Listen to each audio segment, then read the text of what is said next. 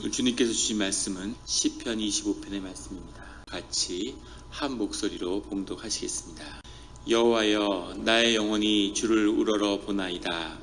나의 하나님이여, 내가 주께 의지하였사오니 나를 부끄럽지 않게 하시고 나의 원수들이 나를 이겨 개가를 부르지 못하게 하소서. 주를 바라는 자들은 수치를 당하지 아니하려니와 까닭 없이 속이는 자들은 수치를 당하리이다. 여호와여, 주의 도를 내게 보이시고 주의 길을 내게 가르치소서. 주의 진리로 나를 지도하시고 교훈하소서. 주는 내 구원의 하나님이시니 내가 종일 주를 기다리나이다. 여호와여, 주의 긍휼하심과 인자하심이 영원부터 있사오니 주여 이것들을 기억하옵소서. 여호와여, 내 젊은 시절의 죄와 허물을 기억하지 마시고 주의 인자하심을 따라 주께서 나를 기억하시되 주의 선하심으로 하옵소서. 여호와는 선하시고 정직하시니 그러므로 그의 도로 죄인들을 교훈하시리로다. 온유한 자를 정의로 지도하시며 온유한 자에게 그의 도를 가르치시리로다. 여호와의 모든 길은 그의 언약과 증거를 지키는 자에게 인자와 진리로다. 여호와여, 나의 죄악이 크오니 주의 이름으로 말미암아 사하소서. 여호와를 경외하는 자 누구냐? 그가 택한 길을 그에게 가르치시리로다. 그의 영혼은 평안히 살고 그의 자손은 땅을 상속하리로다. 여호와의 친밀하심이 그를 경외하는 자들에게 있으며 그의 언약을 그들에게 보이시리로다. 내 눈이 항상 여호와를 바라보면 내 발을 그물에서 벗어나게 하실 것이미로다. 주여, 나는 외롭고 괴로우니 내게 돌이키사 나에게 은혜를 베푸소서. 내 마음에 근심이 많사오니 나를 고난에서 끌어내소서. 나의 곤고와 환난을 보시고 내 모든 죄를 사하소서. 내 원수를 보소서. 그들의 수가 많고 나를 심히 미워하나이다. 내 영혼을 지켜 나를 구원하소서. 내가 주께 피하오니 수치를 당하지 않게 하소서. 내가 주를 바라오니 성실과 정직으로 나를 보호하소서. 하나님이여, 이스라엘을 그 모든 환난에서 속량하소서. 아멘. 다 같이 기도드리시겠습니다. 하나님 아버지, 감사합니다. 우리가 주님의 음성을 듣고자 새벽 제단 앞에 모였습니다. 우리 마음의 기도와 우리 마음의 묵상이 주님께 연락되기를 원합니다. 감사드리며 예수 그리스도의 이름으로 기도드렸습니다. 아멘. 오늘 시편 25편의 기도는 이렇게 시작합니다. 여호와여, 나의 영혼이 주를 우러러 보나이다. 오직 내 영혼이 주님만을 바라봅니다 라는 고백이죠. 삶에 많은 어려움이 있고 시련이 있고 아픔이 있지만 그 가운데서 내 영혼이 의탁할 수 있는 그분이 주님밖에 없음을 고백하는 그 고백으로 기도를 시작하고 있습니다. 오늘 2절과 3절과 에 보면 또 20절에 보면 나를 부끄럽지 않게 하시고 수치를 당하지 아니하려니와 또 20절에 수치를 당하지 않게 하소서. 부끄럽지 않게 하소서, 수치를 당하지 않게 하소서. 우리가 환난과 어려움 가운데 경험하는 우리 내면의 가장 깊은 두려움은 바로 이 부끄러움과 수치에 관한 것이죠. 사람들에게 수치를 당하는 것, 사람들 앞에 부끄럽게 되는 것, 이것을 가장 두려워하고 있는 겁니다. 이 25편 시편의 기자, 구체적으로는 다윗도 마찬가지인 거죠. 이것은 특별히 수치에 예민했다기보다는 시편의 기자가 우리 모두의 마음의 모습을 보여주고 있습니다. 우리가 선악과의 열매를 먹고 우리에게 나타난 첫 번째 나타난 것이 부끄러움이죠. 수치감을 느끼는 겁니다. 그래서 나뭇잎 치마로 나를 가리는 거죠. 내가 나로 살아야 되는데 내가 나인 것을 부끄러워하게 된 것, 내 눈이 밝아져서 보지 않아도 될, 알지 못해도 될, 세상을 온전하게 바라보지 못하면서 내 자신 내면에 있는 영혼 속에 있는 수치와 부끄러움을 바라보게 된 거죠. 수치를 당하지 않게 하게 해달라고 그러고 부끄럽지 않게 해달라고 그렇게 주님께 간구하는 그 모습 속에는 우리의 연약함, 죄된 육신을 입은 우리의 모습에 있는 모습 그대로를 보여주고 있습니다. 하지만 우리가 경험하는 솔직한 우리의 모습이죠.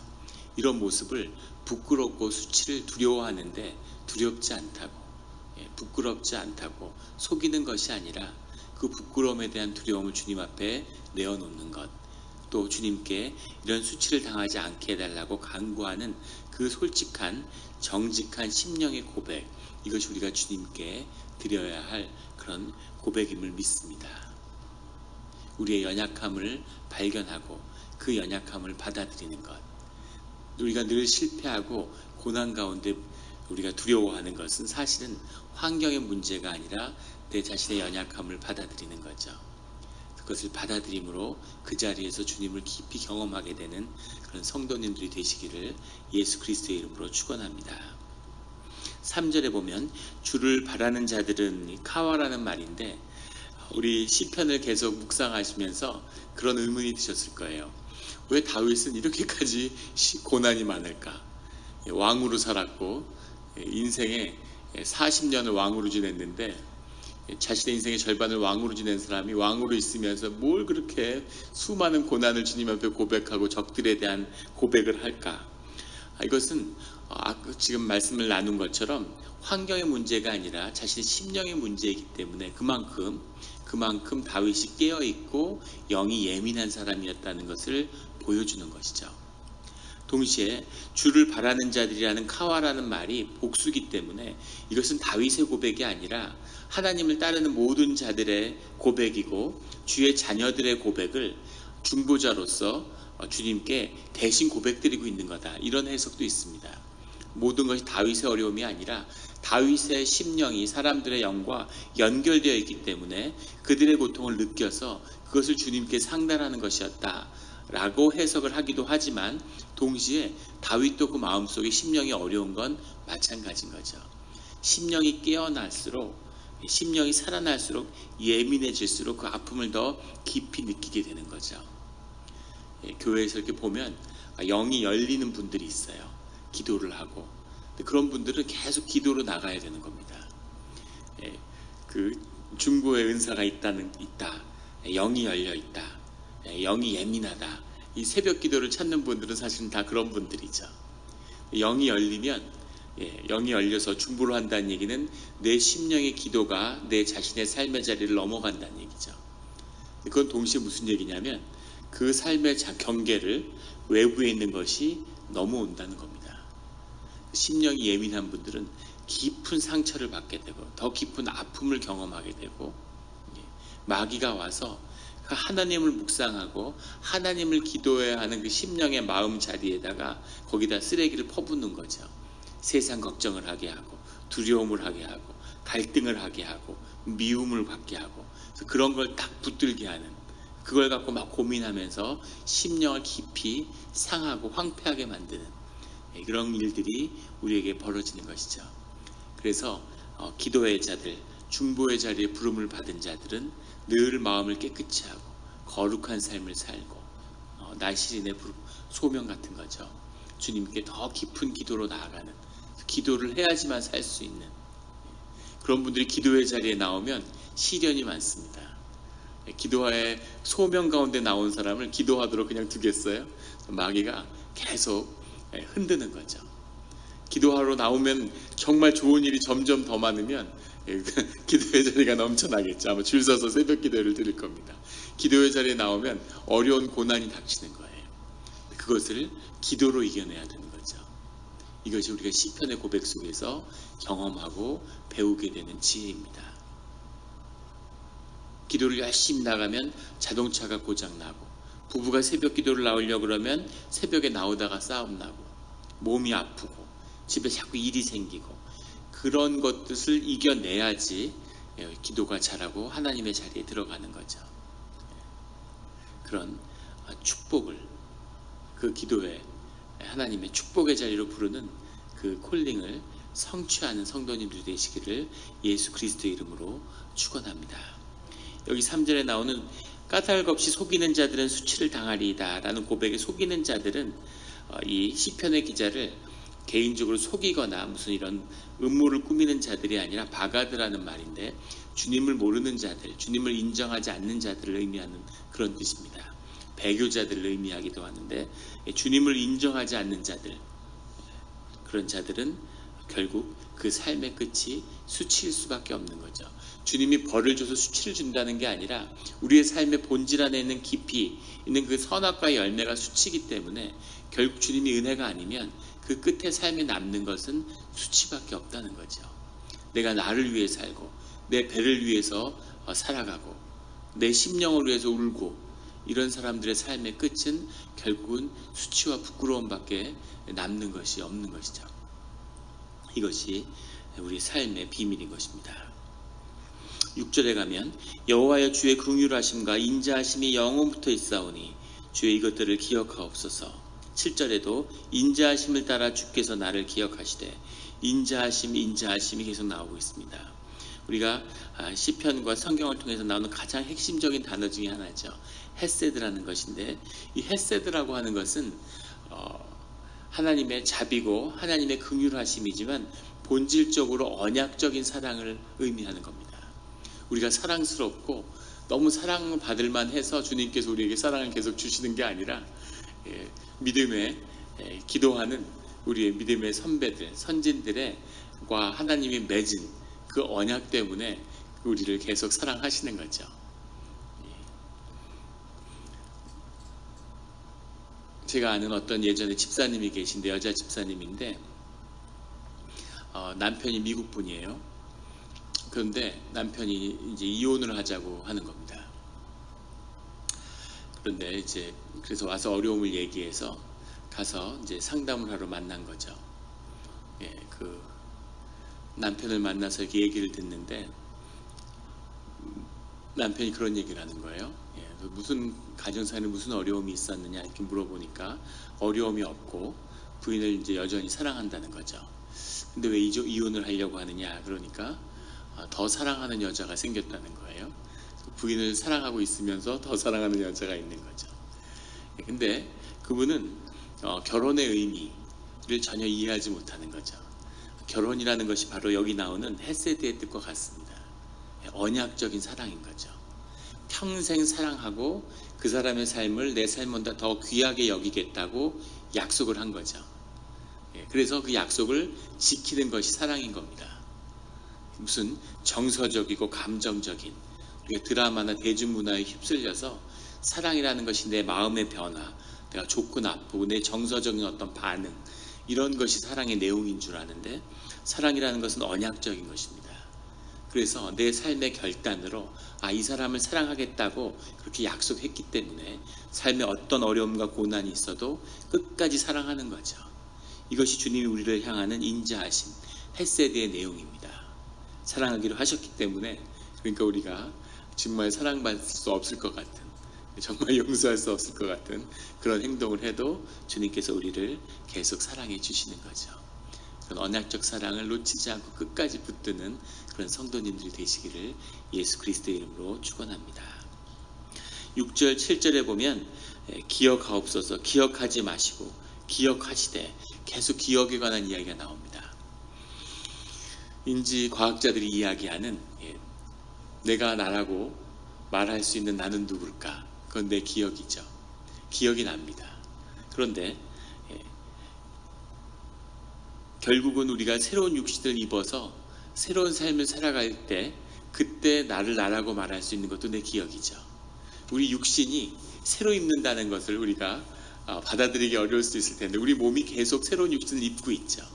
매일 세포가 죽고 새로 살아나서 3년이 지나면 거의 대부분, 7년이 지나면 7년 전에 우리 몸에 있었던 세포, 우리 몸에 세포 하나 남아있는 게 없습니다. 완전히 새로운 몸이 됐죠. 그런데도 나는 여전히 나인 거죠. 우리가 천국에 가서 부활해서 새로운 육신을 입으면, 그러면은 그때가 완전히 막 육신이 새로우니까 나는 완전히 새로운 사람이 됐구나. 그리고 나의 정체성은 내 정체성은 뭘까? 그런 삶을 살게 될까? 지금하고 다를 게 없는 거죠. 살아서 천국을 누리지 못하는 자는 절대 죽어서 천국을 누리지 못합니다. 그것이 천국의 비밀인 거죠. 하나님 안에서의 나, 근데 여기 나오는 나의 젊은 시절의 죄와 허물을 기억하지 마시고, 내 삶 가운데는 죄와 허물과 깨진 아픈 기억도 있죠.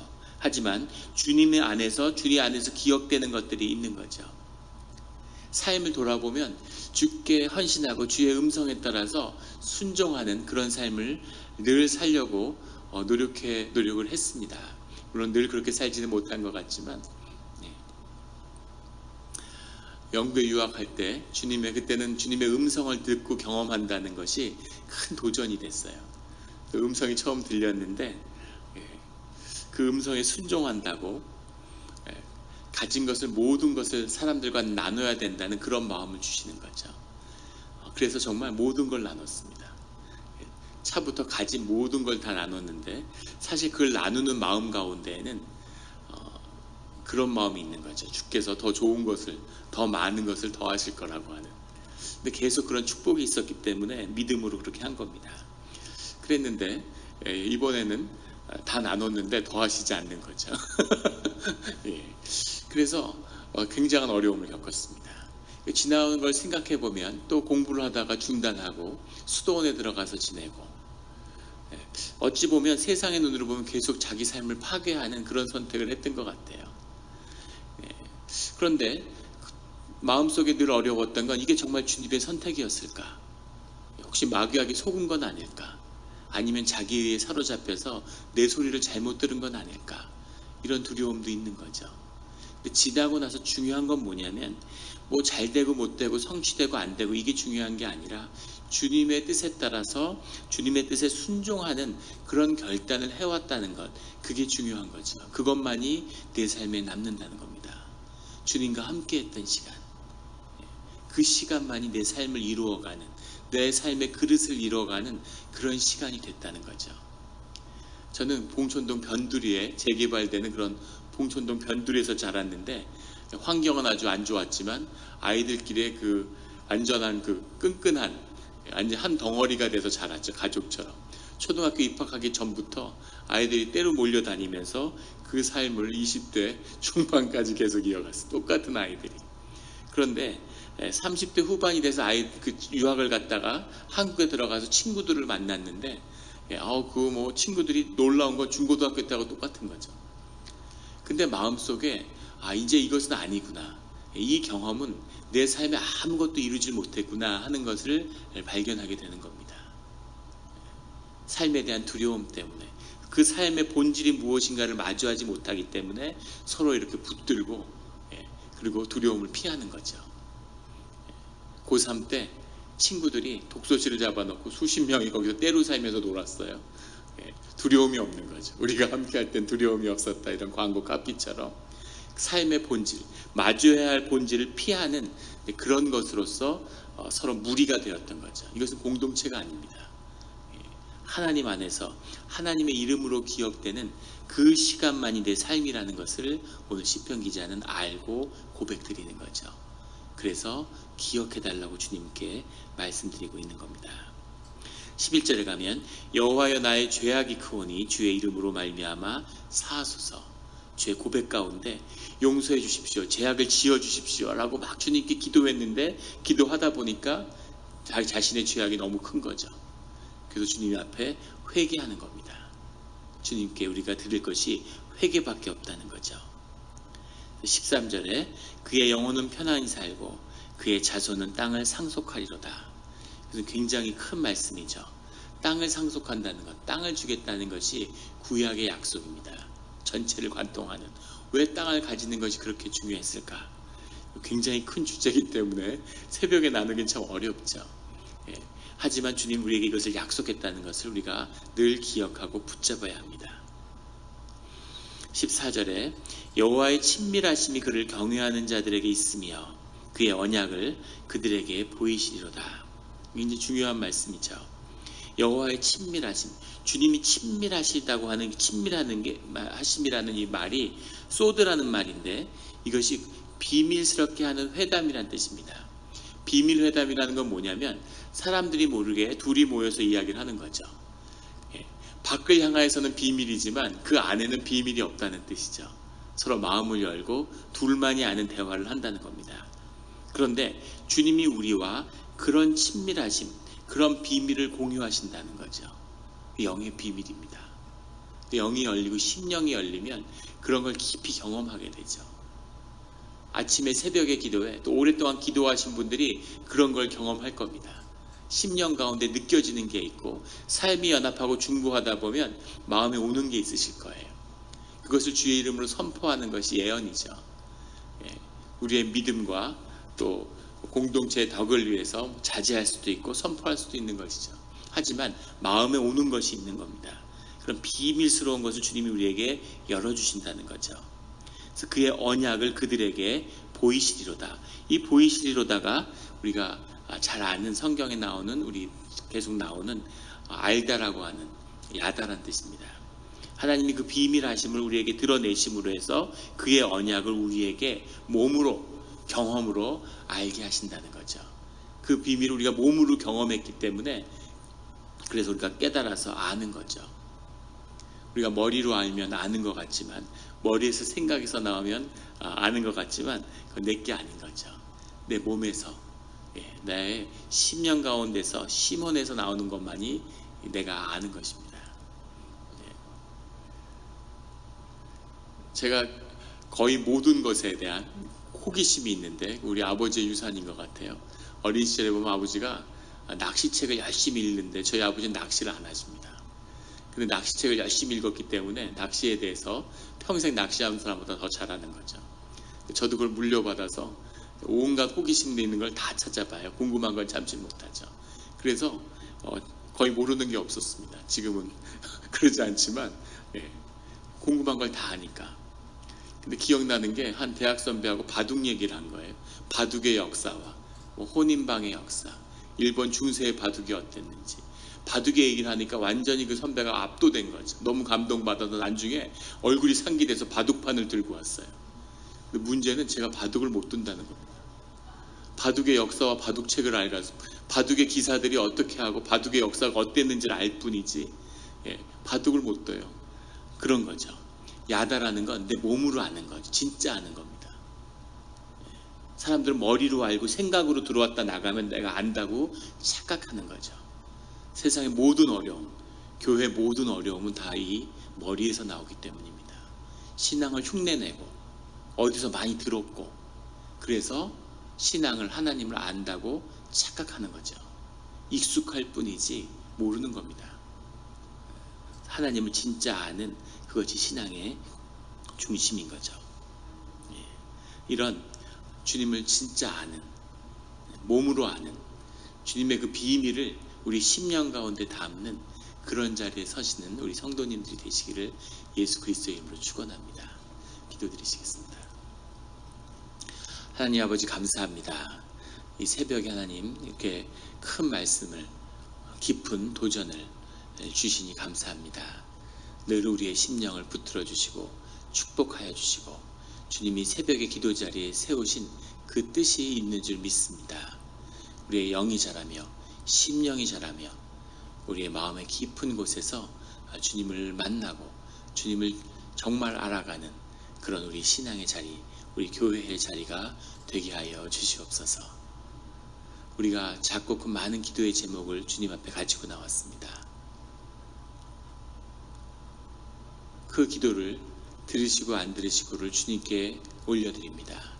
하지만 그 기도의 제목이 이루어지기를 원하는 우리의 마음이, 우리가 간절하고 솔직하고 우리가 정말 이루었으면 하는 소망이 우리 마음에 있음을 주님이 아십니다. 우리의 비밀을 주님께 올려드렸사오니 주님의 비밀을 우리에게 보여주시옵소서. 감사드리며 예수 그리스도 이름으로 기도드렸습니다. 아멘.